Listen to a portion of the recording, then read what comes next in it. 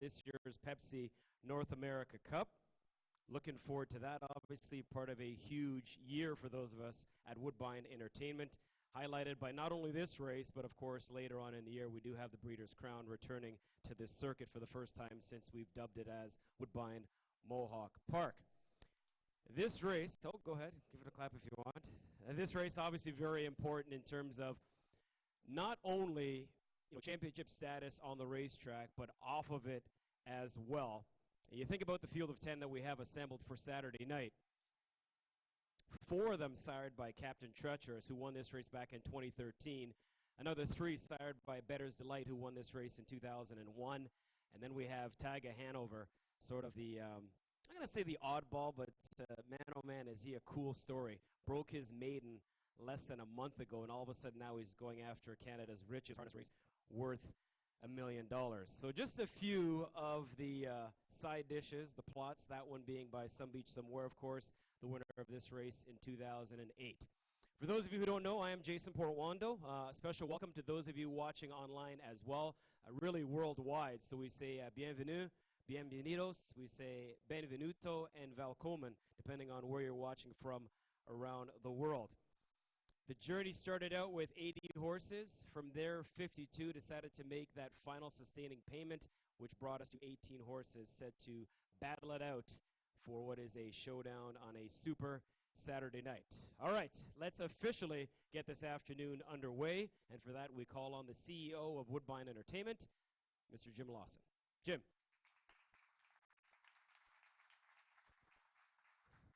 Thanks, Jason. Welcome, everyone. Great to see a big crowd here. This is exciting. As I was sitting there listening to Jason, I was thinking, man, you do a great job. Well done. You probably no one gets a chance to thank you, so I'm going to thank you in advance because it's always fun of the job he does.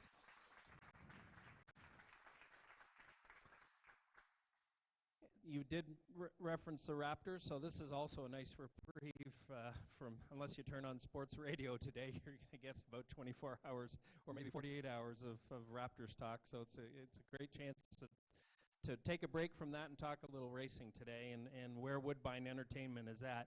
This is the first chance in the year for Woodbine Entertainment to address a group, including welcome members of the press today, just to talk about where we're at. And my only other chance to do that is, of course, in a couple of weeks at the Queen's Plate. So we like to take the opportunity to give you a sense of where we're at. The fact that we're in this location today, again, our people did a great job here. Jessica, who's down there, this is wonderful. Set up from where we've been. If you were to go up to the space that you're used to being in for this draw, it's all been converted to a high VIP table games up there, and it's just a sign of the times of what's going on here. There's been a lot of changes, a lot of positive changes. We have a great partnership going with Elements Casino, and we hope it lasts for 20 years. And it's been important. I know it's in some ways, change has been difficult on the horse community, but I can tell you from where we sit, our partnership with Elements and with OLG has been really important to sustain horse racing in this province. And Woodbine Entertainment and the relationship we've had with our gaming partners at both of our properties has been critical to sustaining horse racing, and we know that better than anyone. And I know at times it feels like the gaming operators have taken over our venues, but we've done it very carefully and considerate of the horsemen, and we're going to continue to do so. But I think it's important to understand that we've taken a lot of careful steps, and horse racing is all that we care about in the end, and we're doing it to make horse racing better and sustainable and thrive for decades. And so thank you for your patience on dealing with all the changes around here, including today. But this is a great venue, and thanks to our team for putting it together. One of the big changes on the harness racing side has been the move here. We just completed our first full season and first quarter of winter racing, and anyone who pays attention to to the periodicals and on the harness racing side, we came under a fair amount of criticism for potentially leaving the Toronto market, and we had our concerns. One of our biggest concerns really was our employees and how that would work. The fact that we had a large group of employees at Woodbine that were there 3 months of the year, and what were they going to do, and what would that transition look like? We were concerned about the impact on wagering, but we made took a calculated risk that it would work out better. A lot of our wagering is through the internet. This is clearly, in my view, and I think all of you will hopefully share the view that this is a great place to watch racing, and you're close to the action, and this is a perfect place to be year-round. The very good news is our wagering was up 12% over last year, over the first quarter. So that's an exceptional result, and 20% up internationally. So this brand, we are on a mission to make sure that when the words Woodbine at Mohawk Park come out of anyone's mouth in the racing industry, that we're recognized as the #1 harness racing track, standardbred racing in the world. And that's where we are, and that's where we're headed, and we're gonna keep that #1 placing. And the move here year-round has helped us, and we're on a mission to make sure that it stays that way for decades. And congratulations to the team again, and all our horsemen, and all the support you give us as trainers, owners, and all the connections to making this place what it is. And we're just going to get better, and thank you for that. We, in terms of other things that we've moved ahead at, we're very proud in January to announce a 5-year partnership with COSA. I don't know whether Billy's here somewhere. I'm sure he is. Oh, there he is. We have a great relationship with COSA. The 5-year partnership, increased purses. We have also committed to spending further capital here, which has been great.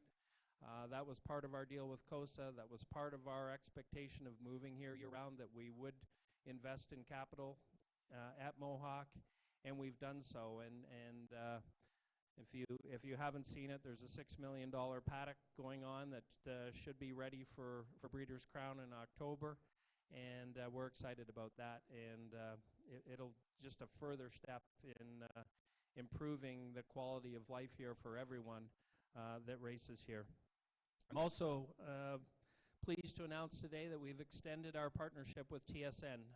It's a very important relationship with us to get that broad coverage through TSN. They're going to be carrying our major races, including on Saturday night, so we're excited to do that. And really, it's all with a view to just expanding the viewing of racing throughout Canada, and we feel it's important. It's not overly profitable to us, but at the same time, it's really good for racing to make sure that exposure continues on a major network. So we're very pleased to extend the relationship with TSN.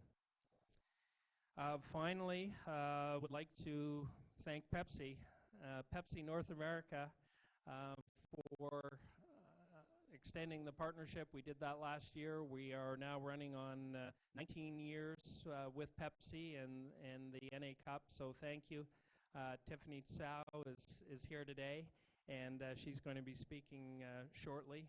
Jason will come back up. And again, I said finally, another finally really, then I can step down, is good luck to everyone on Saturday night.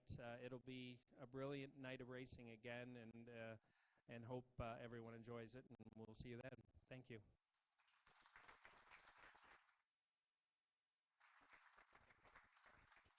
All right, thank you, Jim. And yes, Tiffany, of course, the partnership with Pepsi, an integral part of the success of this harness race over the years, and we're happy that it will continue. I know it's your first time being a part of this event. Welcome. Let's hear it for Tiffany.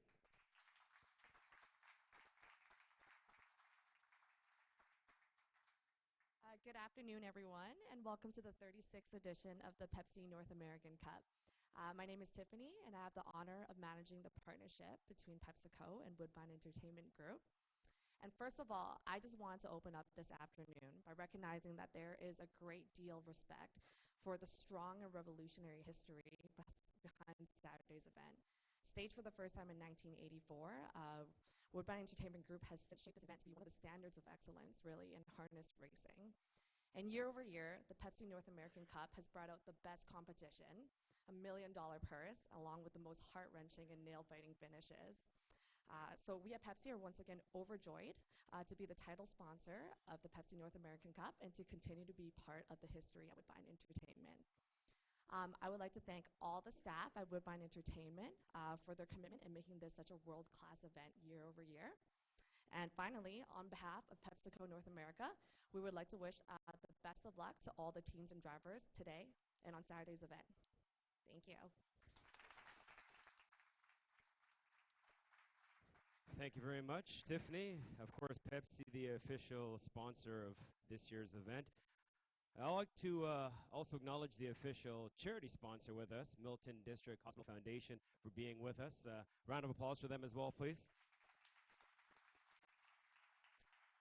So we do appreciate that support. All right, so we talked about the horses that were nominated to this race and then the ones that made the final sustaining payment. And that brought us to last Saturday, 18 horses lining up behind the gate in 2 separate eliminations. And this is where track announcer Ken Milton picks up the story.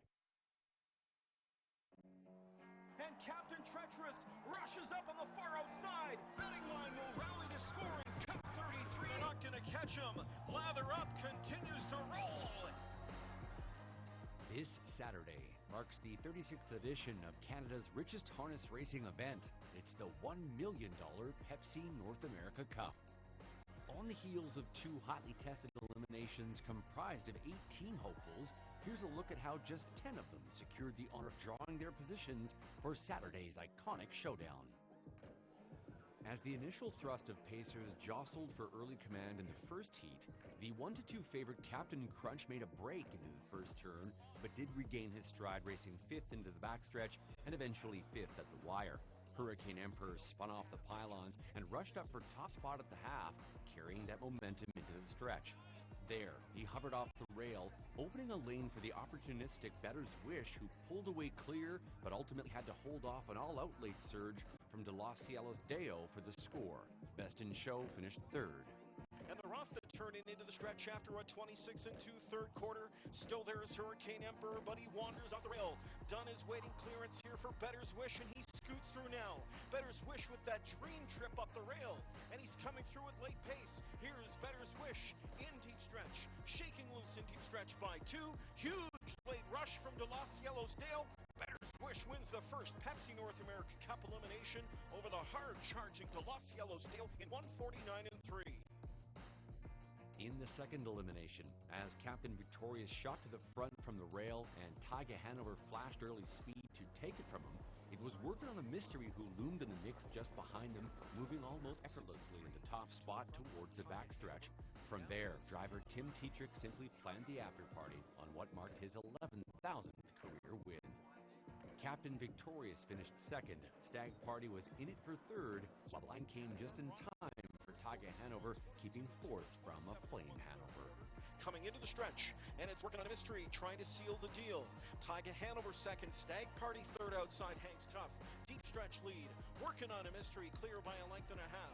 Slap of the wheel this plate for good measure, and it's working on a mystery coming into the final 16th of this one.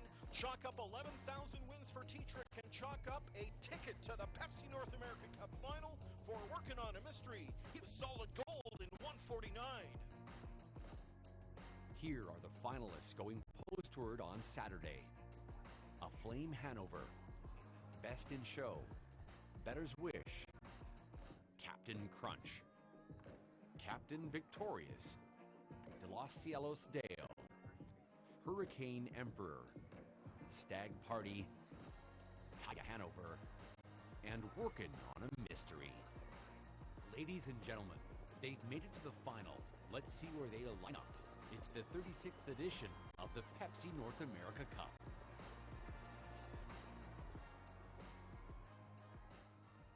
All right, our thanks to Paul Salvalaggio of the TV department for that voiceover.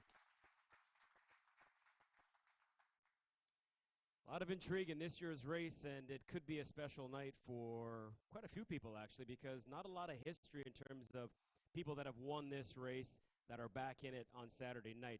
Three drivers that won it before: Dan Dubé, Brian Sears, and the aforementioned Dave Miller, obviously more recently after he was 0 for 16. He's actually won the last couple. Brian Brown here with us here today. He's won this race before, Fear of the Dragon. Casey Coleman, of course, no stranger to winning this race. She's done it a couple of times, sports writer and betting line. And not with us, Ron Burke, but of course he was able to win this race as well. A bunch of first-timers. I see Ben Baerjean here. He's got Tyga Hanover. This is his second time. Or is he telling me peace? Maybe one of the two. Nancy Johansson is here as well. She's got Captain Crunch, and that's a solid contender as well. So we've got a lot of good things happening in terms of this Saturday night showdown. And as documented, if you can't make it here live on track, the race will be seen on TSN 5 from 10 until 10:30. Time to get down to business, and I need some help. Our special draw master is with us. There he is in the front row. Drafted by the Toronto Maple Leafs in 2012, and he's a local guy, so I'm hoping it's a dream come true. I say that because I'm a local guy, but I'm a Boston Bruins fan, so we'll see what he has to say. Whoa, what? There's no Canadian team. It's Boston and St. Louis. I mean, although I will say this, St. Louis has a ton of Canadians on their team, including Jordan Binnington. Cool story for him.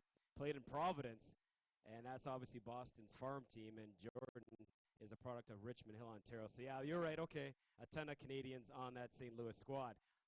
Our man here today, after he was drafted in 2012, like a lot of NHL players that just get their new teams, went back to junior hockey. He lit it up as a rookie.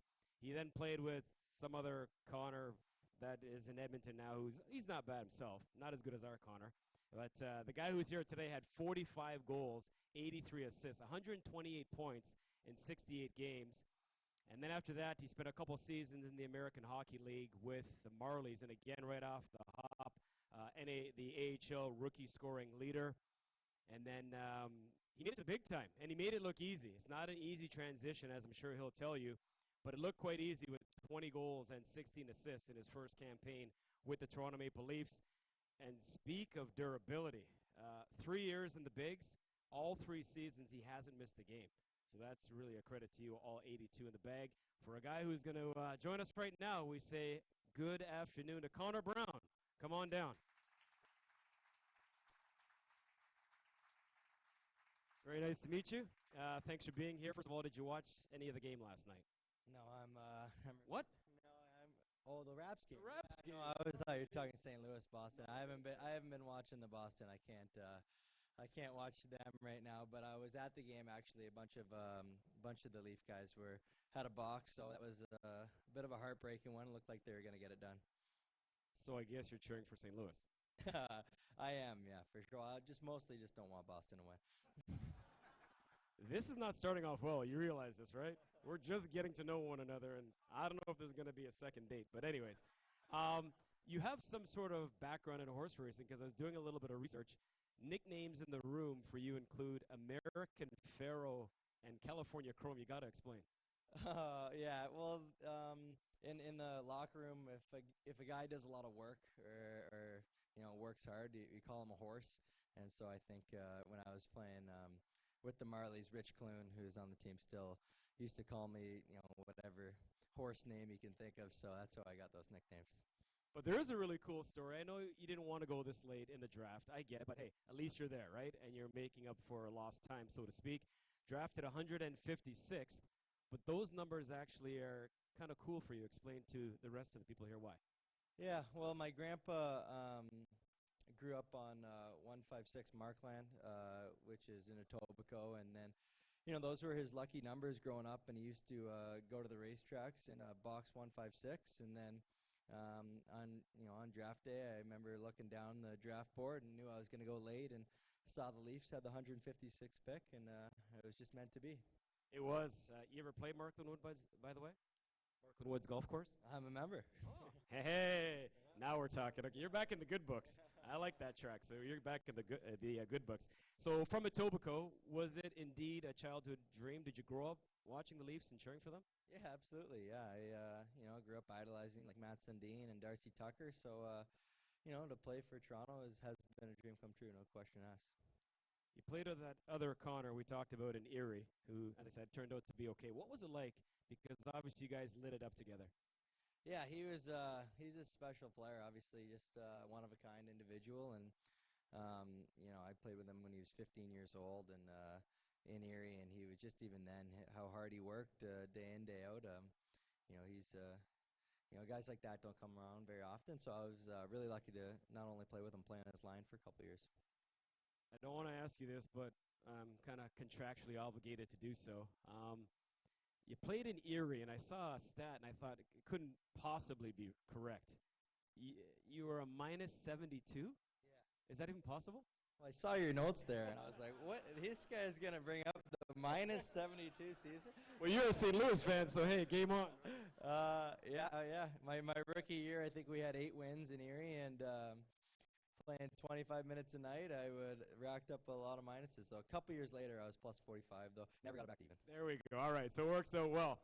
Speaking of numbers, you were 28. I know you didn't want to fight Colton or for that number when you got to the Marlies, but any significance behind that number? No. I was, I've kind of always been a late draft pick, even in the OHL. I was 251st, so I showed up to camp in Erie, and it was on my Gitch loop, and so that's the number I got, and then kind of just fell in love with it. Obviously, you remember your first goal. It's kind of a funny story because you stopped looking at my notes. You remember who you scored your first goal against? I'm pretty sure you would. Yeah, obviously. Yeah, Freddie Anderson. Yeah, when he was playing in Anaheim, and I remind him all the time. Very nice. Okay, we're almost done before we get to the business here. Playing in all 82 games, this is a serious thing because, little injuries come up here and there, sicknesses, but you've been able to play all of them. That's incredible. Yeah, no, I think, we have a really good athletic therapy staff and, to kind of help you through those little injuries. And, I think I've played through a couple of bumps and bruises and things where I wasn't at my best, but for the most part, I've had, good luck with good health. We asked about the final already, so I'll skip that question. Your heart is saying St. Louis. What's your head saying, though? No, you know what? I tease. Obviously, us losing to Boston, it's bitter. But I really would like to see Tyler Bozak. Played with him in Toronto, and he's a good buddy of mine. So I'd like to see him get it done. He's a great guy, and but it's been a great series so far. Tough one to try and figure out, and I actually wouldn't mind if St. Louis won because quite a few great stories on that side. So you're into the off season, obviously. What's up with you as you head up, get set for next season? Just in the gym, on the ice. Summertime. The time where you try to improve your game, and everyone around the league's doing the same, and so it's just put on some strength and size, and continue to get better. All right, we're gonna have a little fun, a little 2 minutes in the box, and that's a little bit of rapid fire. All right, you ready? All right, first question. If you could skate on a line with any 2 guys, past or present, who would it be? Matt Sundin and Tucker. Oh, that was pretty fast. All right. If you could put a muzzle on any NHL player, whether it be because he talks too much or he might try to lick you, who would it be? Yeah. Probably Brad Marchand, yeah. I agree. You fed me that one, though. That was an easy one. Teammate, when it comes to fashion, who's the absolute worst? Well, he's not going to be happy I said that, but probably Mitch Marner. Oh, wow. All right. Who is the funniest guy you play with or, on the team? Doesn't have to be your line. I played with Leo Komarov, Uncle Leo. Played with him a couple years, and he was full-time 24/7 comedy show. So, Stanley Cup ring or wedding ring? Well, I got a pretty serious girlfriend. So, is she here? Yeah, no, she's not. But we'll see. We'll see. Hopefully, they both come very soon. All right. Best road city to have a trip? Well, probably, I love playing in Chicago. Okay. But this year Vegas is obviously fun, and all the places in California, anywhere hot, get out of the cold. Say, between you and I, did you break curfew when you're in Vegas, or? No, not the day before the game, but I think we did hit the tables though. We got some here, by the way, too, so check that out afterwards. Facebook, Twitter, or Instagram? Probably Instagram. Female celebrity you'd like to take a selfie with? Oh, I don't know. Maybe Jennifer Anderson. All right. Morning person or night owl? I'm definitely a morning person. All right, two more to go. Your go-to karaoke song? Brian Wilson by the Bare Naked Ladies. Me too. No shot. Last question. If Connor Brown wasn't playing hockey for a living, what would you be doing? Thank God I'm playing hockey. I'm not sure. All right. Let's hear it for Connor Brown, please. Good stuff. Yeah, you know, you're sticking around. We're going to call on our racing secretary, Scott McKelvey, to come on up. And we're also going to call on a couple of dignitaries joining us today. First up, we'll call on Brian Brown. Of course, working on a mystery, trying to give Brian his second North America Cup score. Brian, of course, this is becoming old hat for you. Good to see you once again. You get the choice of pole position. He gets to go first? Okay. Yeah. And then we'll... There we go. See? Meant to be. Yep. Where are we going? We're going 4. Post 4 for working on a mystery. Any reason why? Timmy's orders. That's where he wants to be. Well, listen to the boss, I guess. Obviously, this horse has been phenomenal. I mean, you've been down this road before with Fear of the Dragon. Do you draw on anything from that experience a couple of years ago heading into this Saturday, or is it just completely different because they're two different horses? Exactly. They're two different horses. I didn't have much problems coming in with Seaside and Dragon. They both came in really good.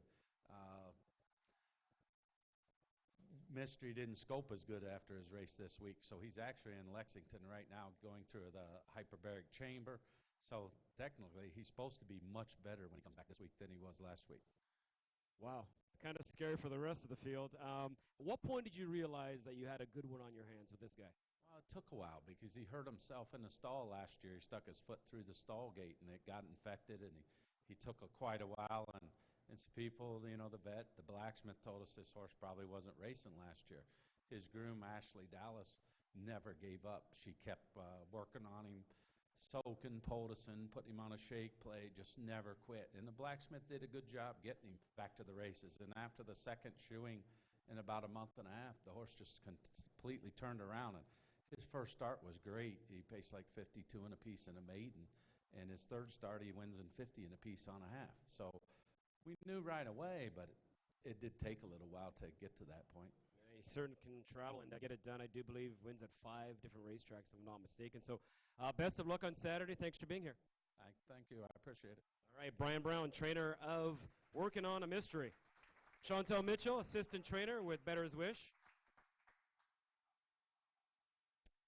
You can come on next and come on over here. So, Chantel, obviously no stranger to these parts. You've been an integral part of this horse's success. First off, what position would you like? 3, please. Post 3. 3 and 4 seem to be very popular, so that will be the case with Better's Wish. And you've had this guy since day one.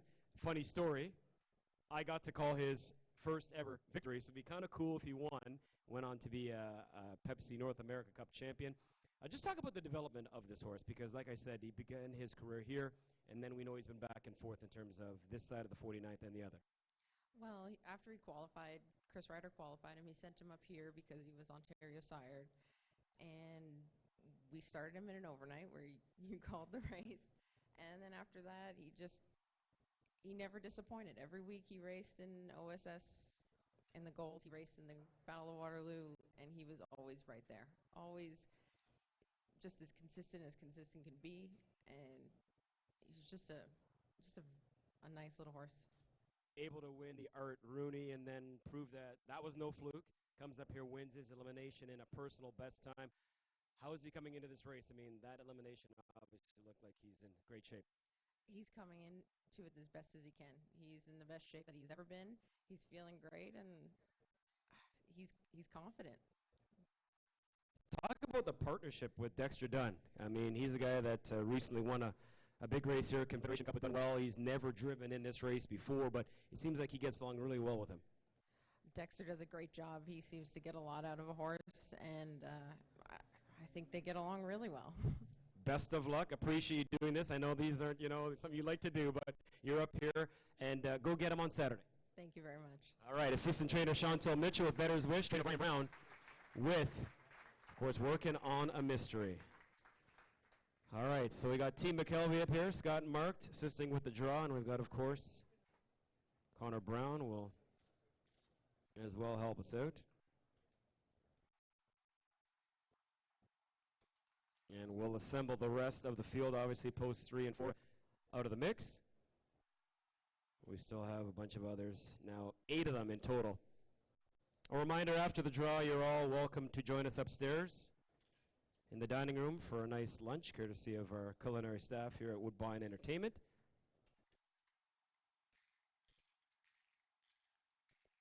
All right, no pressure. Are you any good at winning draws there, Connor? You're not sure? Oh, geez, that's not good. All right. Stag Party. Post 10. Post 10 for Stag Party.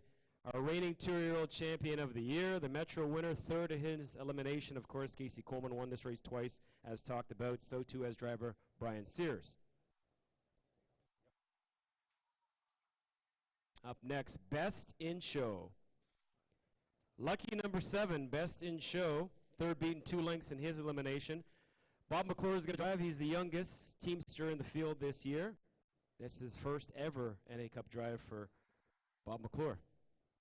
Up next, Taiga Hanover, y'all. What a story. Post 6 for Benny. What do you think? It's okay? He says, all right. Cool story for this guy.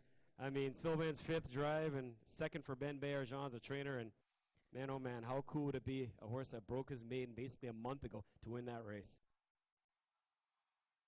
Up next, Captain Victorious, clearly erasing his odds at some 61-1, second in his elimination, post 5 for Captain Victorious. Yannick Gingras on the bike. Yannick's never won this race. He's 0 for 7. Burke has won it before with JK End of an Era. Next up, Connor, what do we have? Hurricane Emperor. Post 9 for Hurricane Emperor, 4th in his elimination. Dan Dubé won this race back to kick off the new millennium with Gallo Blue Chip. John McDermott in the house as well, looking for his first title. De los Cielos Deo, From the Heavens Indeed, post 2 for De los Cielos Deo. Final quarter in 25 seconds for that guy. Dave Miller, as talked about, after going 0 for 16, he's won the last 2. Fear the Dragon and Betting Line. 2 more to go. Aflame Hanover. Post 1 for Aflame Hanover. And that one is number 1, speaking of alphabetical order. First NA Cup drive for Andrew McCarthy. The final one here, Captain Crunch for Nancy Johansson. Post 8 for Captain Crunch. Scotty Zero on the bike. Finished 3rd in this race in 2018 with Lost in Time. First starter for Nancy, as talked about. That's it. Good stuff, guys. Appreciate it, Scott, Mark, and Connor.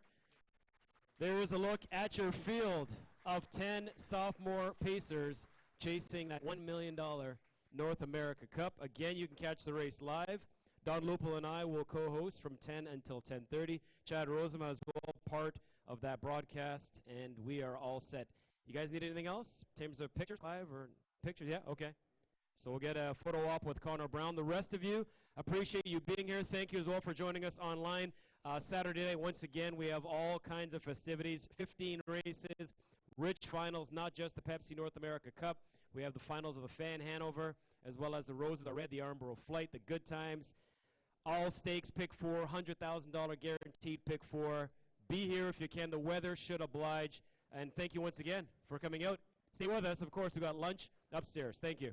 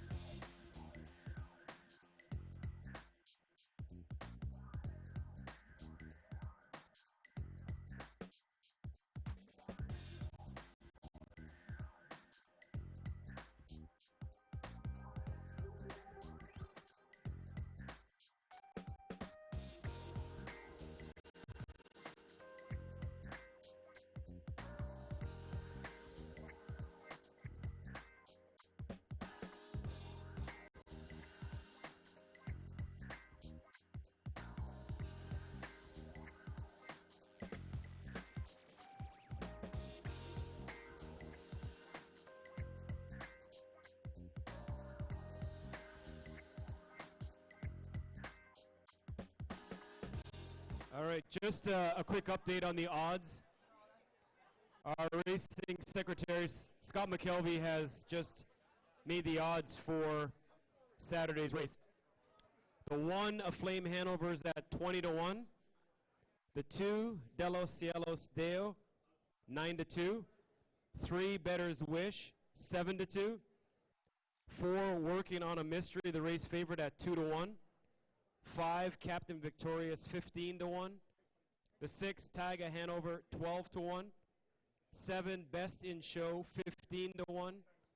8, Captain Crunch, 5-2. That's the second choice. 9, Hurricane Emperor, 15-1. And Stag Party the 10 at 12-1. So those are the odds once again. Just from the top down, 20-1, 15-1, 7-2, 5-2, 15-1, 9-2, 15-1, 12-1, 12-1, and 2-1. Once again, don't forget, lunch being served upstairs in the dining room.